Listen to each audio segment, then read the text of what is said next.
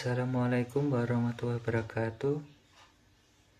Saya di sini akan menjelaskan atau mempresentasikan materi saya tentang perencanaan sumber daya manusia atau yang disebut pada umumnya perencanaan SDM. Saya di sini akan dibantu oleh teman-teman dan rekan-rekan saya yang bernama Muhammad Rizak Octavians dan Retno Widya Firdani. Pengertian perencanaan SDM. Perencanaan SDM merupakan proses analisis dan identifikasi tersedianya kebutuhan akan sumber daya manusia sehingga organisasi tersebut dapat mencapai tujuannya. Selanjutnya, kepentingan perencanaan SDM atau yang disebut kepentingan perencanaan sumber daya manusia itu apa saja? Di sini ada 3. Yang pertama, kepentingan individu, yang kedua, kepentingan organisasi, yang ketiga, kepentingan nasional. Selanjutnya, komponen-komponen perencanaan SDM. Apa saja komponen perencanaan sumber daya manusia? Yang pertama, tujuannya. Tujuan perencanaan SDM adalah menghubungkan sumber daya manusia yang ada untuk kebutuhan perusahaan pada masa yang akan datang untuk menghindari mismanagement dan tumpang tindih dalam melaksanaan tugas. Yang kedua, perencanaan organisasi. Perencanaan organisasi merupakan aktivitas yang dilakukan perusahaan untuk mengadakan perubahan yang positif bagi perkembangan organisasinya. Selanjutnya, syarat-syarat perencanaan SDM. Apa saja syarat perencanaan sumber daya manusia? Yang pertama, harus mengetahui secara jelas masalah yang akan direncanakannya. Yang kedua, harus mampu mengumpulkan dan menganalisis tentang informasi tentang SDM. Yang ketiga, harus mempunyai pengalaman luas tentang job analisis, organisasi, dan situasi persediaan sumber daya manusia. Yang keempat, harus mampu membaca situasi sumber daya manusia masa kini dan masa mendatang. Yang kelima, harus mampu memperkirakan peningkatan sumber daya manusia dan teknologi masa depan. Dan yang terakhir, mengetahui secara luas peraturan dan kebijaksanaan perburuan pemerintah. Untuk selanjutnya akan dibacakan oleh saudara dan atau teman saya yang bernama Muhammad Rizal. Baik, saya di sini akan menerangkan kelanjutannya dari Mas Angga mengenai proses perencanaan SDM. Strategi SDM adalah alat yang digunakan untuk mengorganisasi, untuk mengantisipasi dan mengatur penawaran dan permintaan SDM. Strategi SDM ini memberikan arah secara keseluruhan mengenai bagaimana kegiatan SDM akan dikembangkan dan dikelola. Kemudian prosedur perencanaan SDM. 1. Menetapkan secara jelas kualitas dan kuantitas SDM yang dibutuhkan. 2. Mengumpulkan data dan informasi tentang SDM.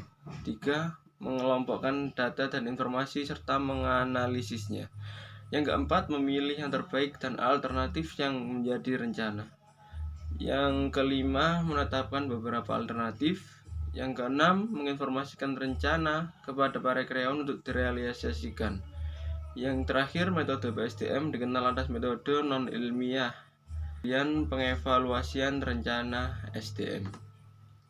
Jika perencanaan SDM dilakukan dengan baik, akan diperoleh keuntungan sebagai berikut. Yang pertama, manajemen puncak memiliki pandangan yang lebih baik terhadap dimensi SDM atau terhadap keputusan-keputusan bisnisnya. Biaya SDM menjadi lebih kecil karena manajemen dapat mengantisipasi ketidakseimbangan sebelum terjadi hal-hal yang dibayangkan sebelumnya yang lebih besar biayanya.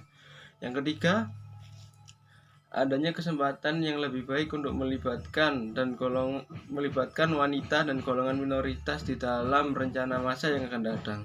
Pengembangan para manajer dapat dilaksanakan dengan lebih baik.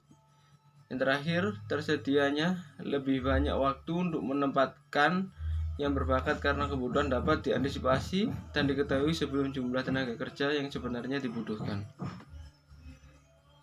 Kemudian ada kendala-kendala PSDM. Yang satu, standar kemampuan SDM.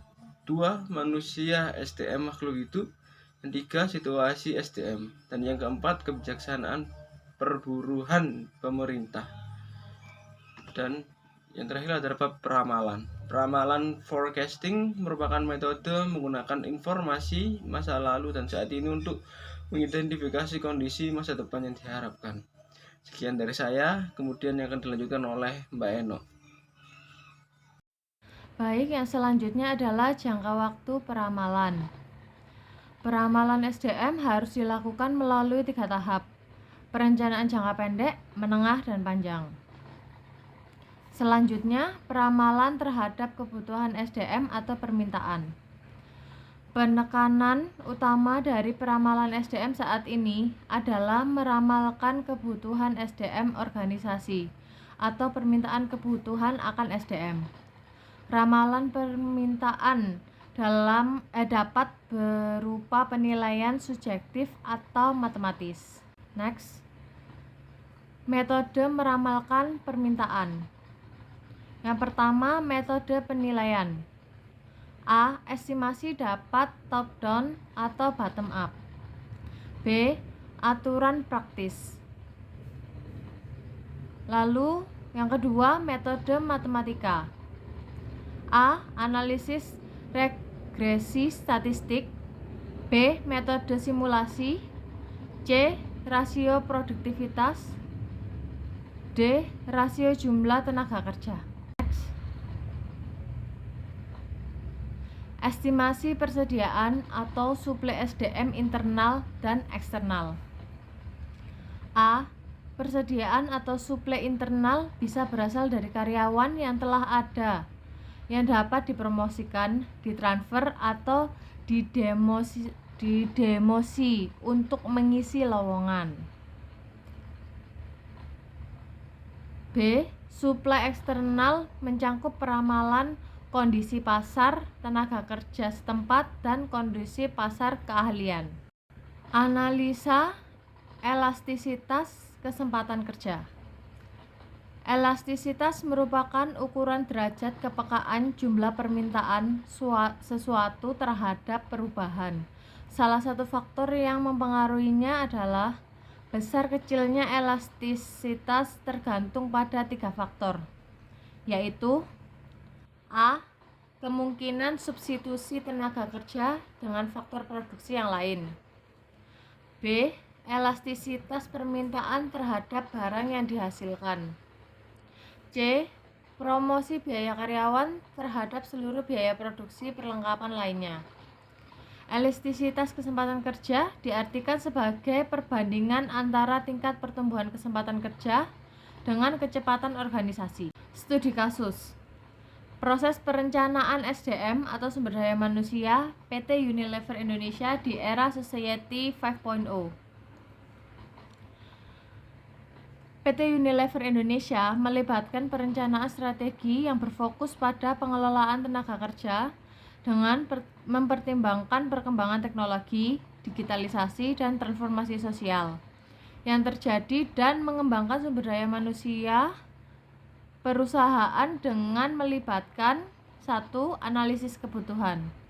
PT Unilever Indonesia akan melakukan analisis mendalam terhadap kebutuhan SDM yang dibutuhkan dalam konteks Society 5.0. 2. Penentuan kompetensi. Berdasarkan analisis kebutuhan, PT Unilever Indonesia akan menentukan kompetensi yang diperlukan dari para karyawan untuk menghadapi tantangan di era Society 5.0. 3. Pemilihan dan pengembangan karyawan. PT Unilever Indonesia akan menggunakan proses seleksi yang cermat untuk memilih calon karyawan yang memiliki potensi untuk mengembangkan kompetensi yang dibutuhkan. Perencanaan karir. PT Unilever Indonesia akan merancang jalur karir yang jelas dan fleksibel bagi karyawan untuk memotivasi dan mempertahankan mereka. 5. Manajemen kinerja. PT Unilever Indonesia akan menggunakan sistem manajemen kinerja yang memadai untuk mengukur dan mengelola kinerja karyawan, yang dikenal sebagai Man of the Month. dan dilakukan setiap bulan. 6. Pengelolaan perubahan. PT Unilever Indonesia akan memastikan karyawan siap menghadapi perubahan dengan mengkomunikasikan dan mengedukasi mereka tentang Society 5.0.